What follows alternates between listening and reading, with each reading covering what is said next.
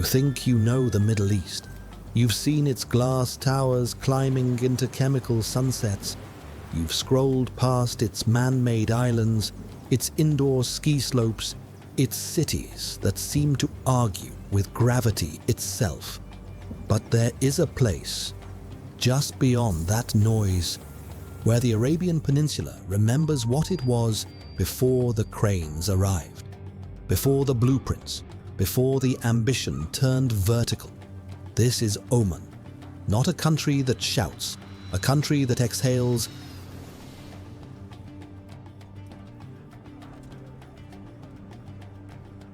Imagine Switzerland, carved from sandstone instead of snow. Imagine the Maldives, but guarded by limestone cliffs and nesting sea turtles instead of luxury resorts. Imagine a place where time didn't stop exactly. It simply chose not to rush. Oman sits on the southeastern edge of the Arabian Peninsula, cradled between the Arabian Sea, the Gulf of Oman, and the vast emptiness of the Rub al-Khali, the empty quarter. Over 5,000 years of civilization have passed through this land. Persians, Portuguese, Ottomans, each one arrived with flags and cannons. Each one left something behind. And yet, none of them managed to take what mattered most, the silence. Because silence here is not the absence of sound.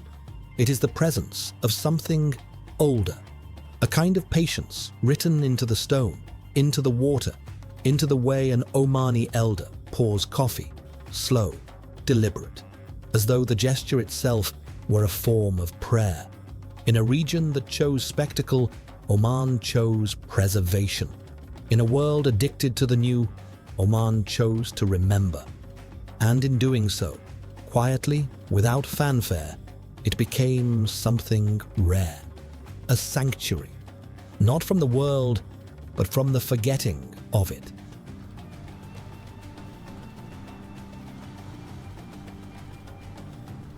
This is not a travel film. This is an act of listening to the wind that sculpts the dunes of Wahiba, to the water that carved a 1,000-meter canyon through the Hajar Mountains, to the roses that bloom impossibly at 2,000 meters above sea level, their petals collected at dawn by hands that have known no other work. Oman is a labyrinth of time. Every mountain, a manuscript. Every sinkhole, a fallen star. Every cup of coffee offered to a stranger, a sacred act of resistance against a world moving too fast. Come, walk slowly. The sand remembers every footstep. Since the 1st century, ships have followed the monsoon winds to this harbor. From India, from Persia, from the Swahili coast, they came carrying silk, frankincense, and stories. Muscat was never the loudest port on the Indian Ocean. It was the most patient one.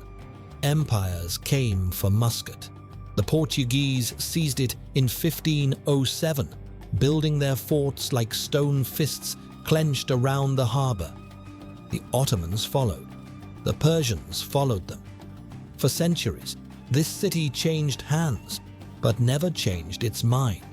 And that is Muscat's quiet defiance, not in resistance by the sword alone, but in the stubborn refusal to become something it was not.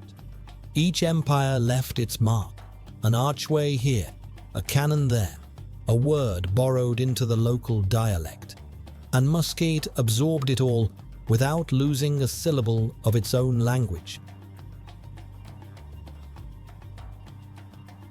Today, the city stretches beyond its ancient walls, but it does so with restraint.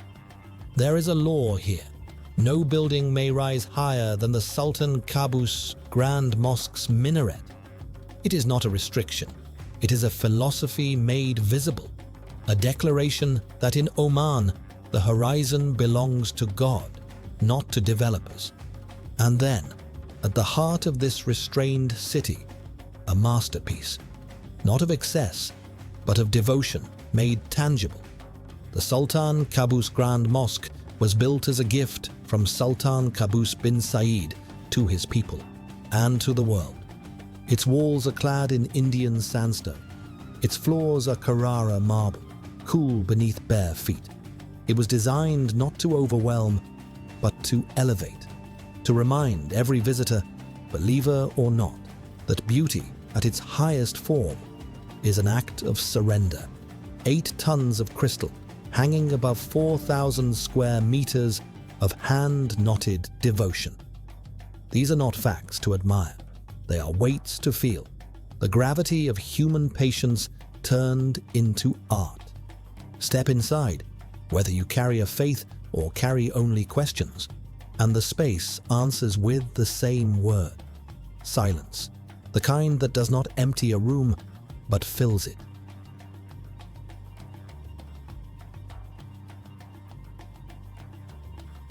In Muscat, beauty does not arrive on a billboard. It lives in the grain of a hand-carved door, in the amber glow of frankincense resin weighed on a brass scale, in the way a building kneels before the sky instead of trying to puncture it. This city does not compete with its neighbors. It does not need to. It has something they are still searching for: the quiet certainty that the most profound things are built not to be seen, but to be felt. And from this harbor, where the old dhows still creak against the tide, the road leads south, into the mountains, into the canyons, into the deeper silence. That Oman has kept for centuries as its most guarded secret.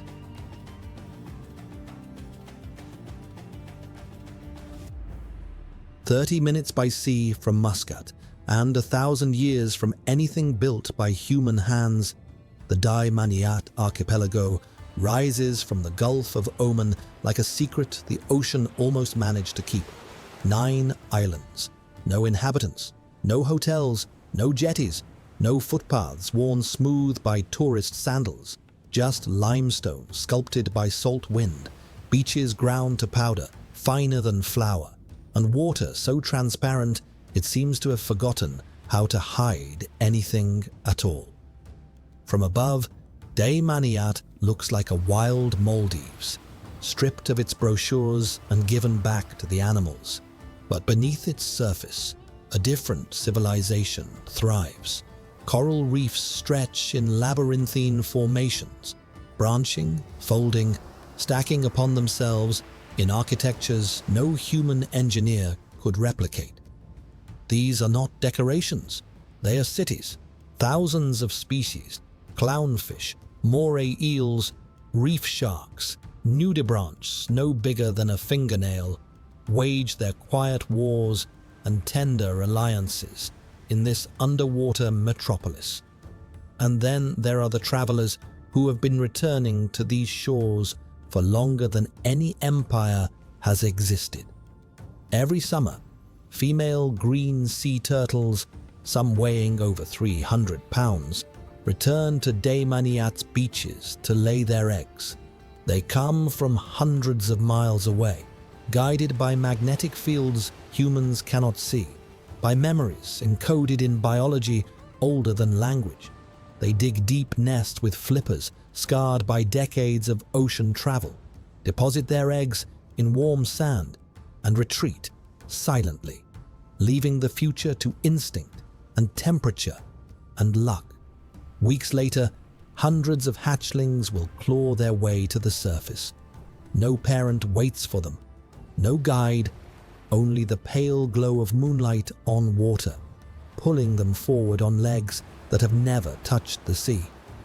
Their first journey from nest to tideline is the most dangerous passage most of them will ever make.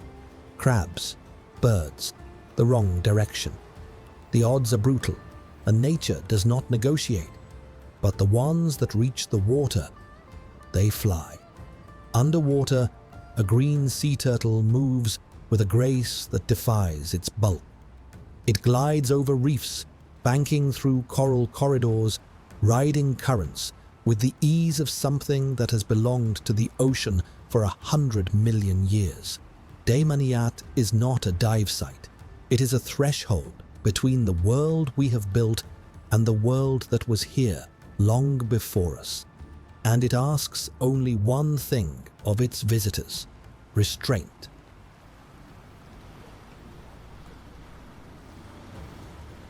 Between Muscat and the coast of Sur, where the mountains slide into the sea like tired giants lowering themselves into a bath, the earth opens without warning.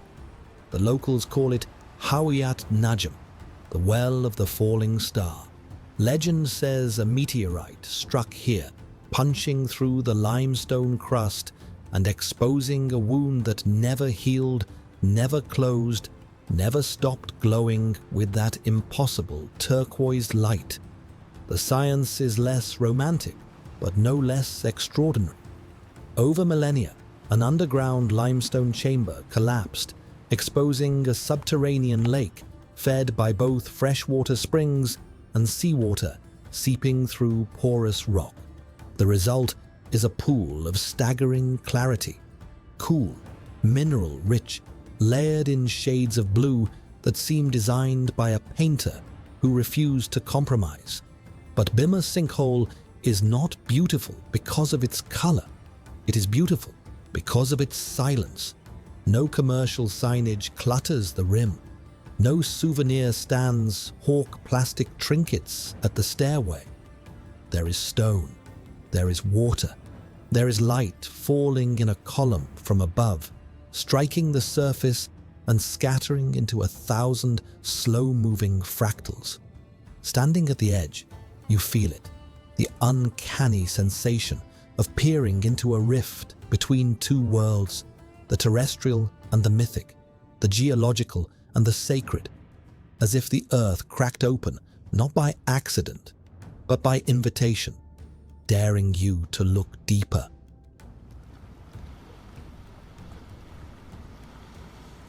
A short drive south from the coast of Tiwi, the mountains split apart and a narrow gorge leads inward, away from the sea, away from the road, away from every expectation the desert has built in your mind. This is Wadi Shab, and it does not reveal itself easily. The journey begins on foot, along dusty trails, over sun-warmed stones, past shallow streams that seem too delicate to survive in a land this dry. But with each step inward, the wadi transforms. Rugged cliffs surrender to cool breezes. The bone-dry air softens. And then, without announcement, turquoise pools appear. Waterfalls, hanging gardens of moss and wild fig, clinging to rock faces where no soil has any right to exist. It is a journey of contradictions, a fertile desert, an oasis with no visible source, a garden suspended between stone and sky. At the end of the gorge, the cliffs close in, a corridor so narrow that light must fight to enter. Behind it, hidden like a confession whispered in stone, lies a cave. Water falls from above into an emerald pool, so still it mirrors the rock ceiling with photographic precision. Sunlight filters through cracks high overhead, thin, golden, almost liturgical, painting the cave walls in patterns that shift with the passing of clouds. This is not a destination, it is a revelation, a place the earth has kept for itself, not hidden out of cruelty, but out of care. The way you might keep the most fragile thing you own in the deepest drawer, not because you've forgotten it, but because you know what exposure does to beauty. And as the echo of falling water fades into the rock, slow, circular, dissolving, you realize that Wadi Shab is not a place to photograph. It is a place to remember, a memory you didn't know you were missing until the earth gave it back.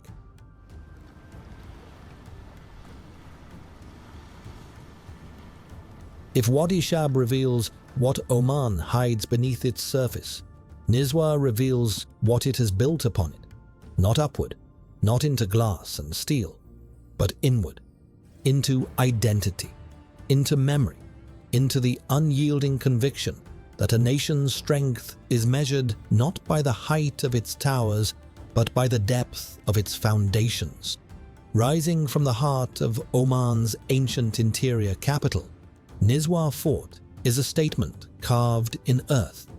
Built in the 17th century by Imam Sultan bin Saif al-Yarubi, its massive round tower, nearly 30 meters in diameter, was not designed to impress visitors. It was designed to outlast them. Hidden tunnels snake through its walls. Narrow staircases spiral upward in deliberate confusion. Each turn a trap, each doorway a question for any invader foolish enough to enter uninvited. But Nizwa is more than architecture of defense.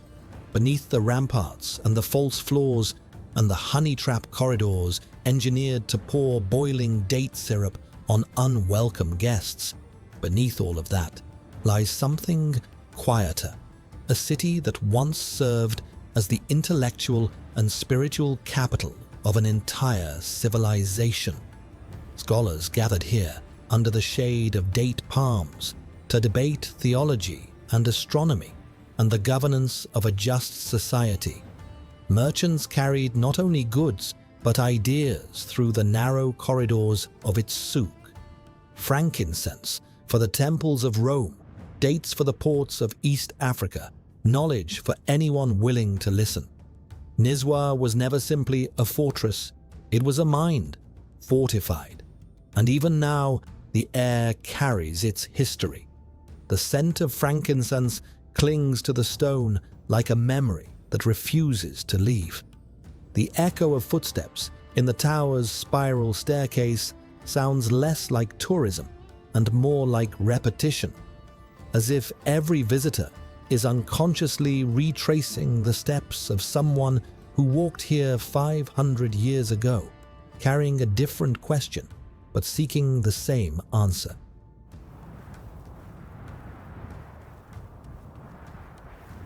From the silence of underground rivers to the echo of cannon fire and Quranic recitation, Nizwa reminds us that Oman's power was never in its walls alone. It was in what those walls were built to protect, not gold, not territory, but thought, the fragile, extraordinary conviction that wisdom is worth defending.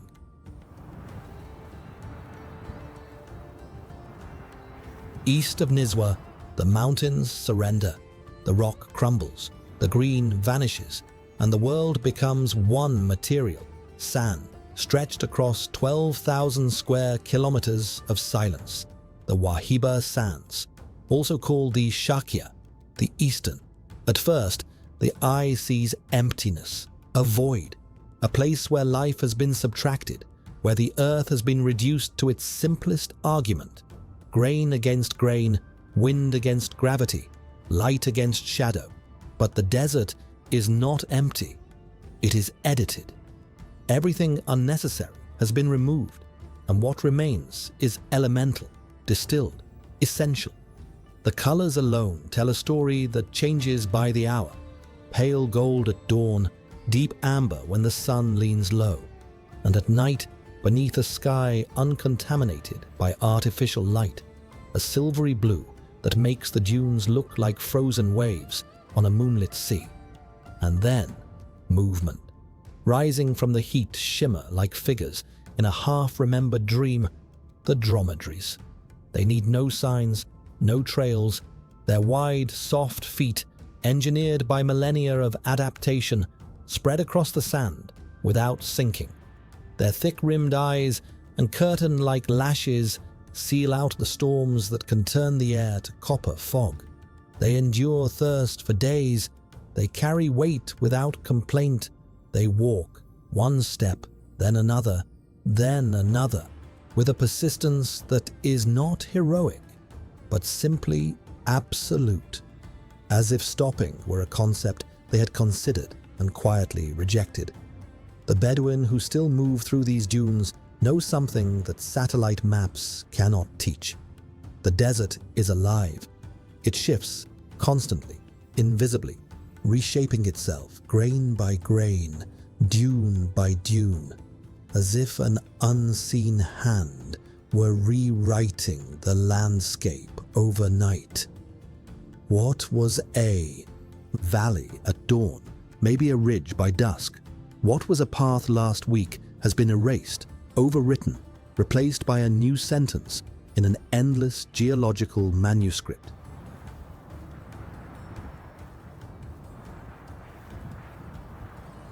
Everything changes here, but nothing, truly, is lost.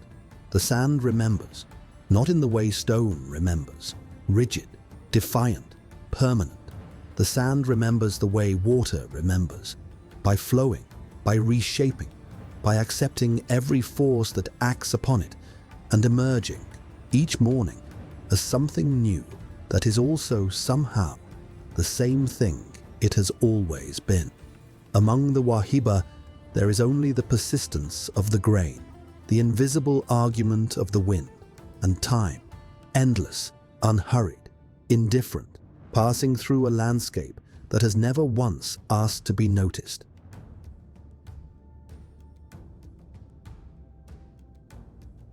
South of Nizwa, the earth tears itself open. Wadi Naka cuts more than 1,000 meters into the Hajar range, not with violence, but with patience. Water did this, drop by drop, century by century. A river that no longer exists carved this cathedral from living rock, though then vanished, leaving behind only its masterpiece. Abandoned villages still grip the cliff faces here, stone houses the color of the mountain itself, as if the rock had simply decided, one afternoon, to become architecture. Terraced fields mark the slopes like scars of a self-sufficient past. People lived here once, grew wheat, raised goats, married, buried their dead in the hard soil, then left, quietly, and let the canyon reclaim what it had lent them.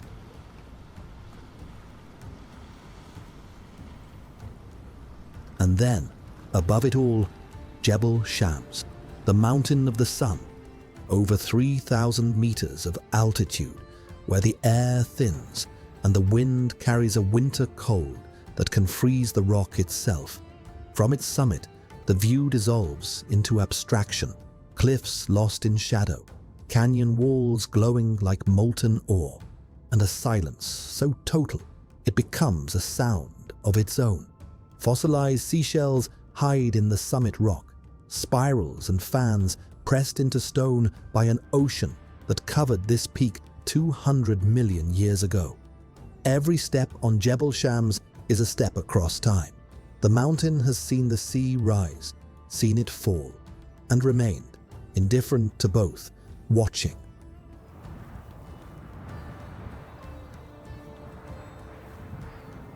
Further south, where the coastline bends toward Al-Khaluf, the desert changes its mind.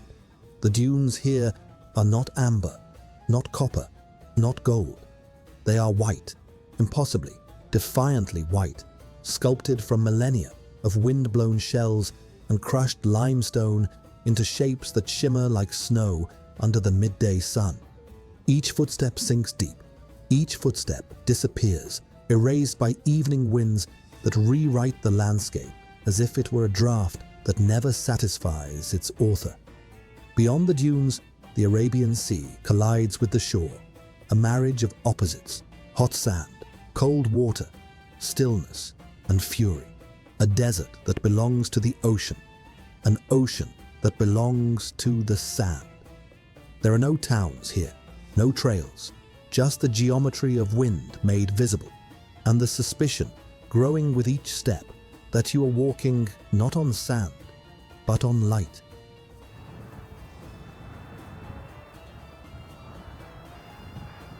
A 1,000 kilometers south, the map still reads Oman, but the land has changed its language.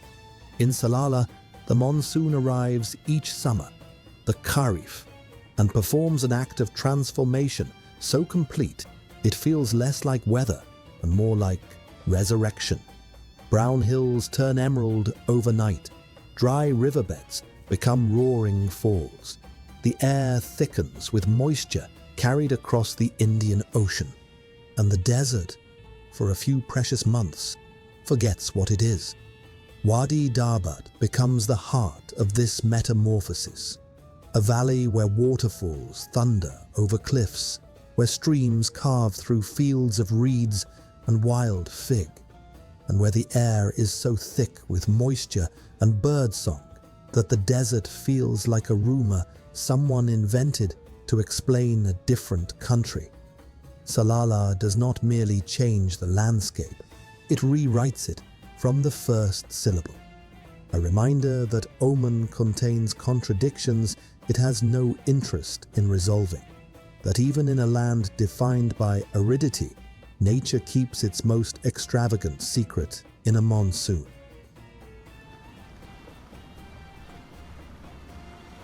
Far to the north, separated from the rest of Oman by a strip of UAE territory, a final landscape awaits, one that defies every remaining assumption about what this peninsula can be. Musandam, the Norway of Arabia. Here limestone towers rise from waters so clear they seem made of glass. Fjords carve deep into the coast, narrow, towering, silent, like corridors in a drowned palace. And in these waters, spinner dolphins move in arcs of pure, unreasonable joy, leaping, twisting, threading through the wake of wooden dhows, as if the sea itself were choreographing a celebration. Musandam is isolated, unhurried, a memory preserved intact amid the current of modernity. And standing at its edge, where the mountains meet the sky, where the sea embraces the rock, where the late afternoon light slides down the cliff face like honey on warm stone, you do not simply see Oman, you understand it.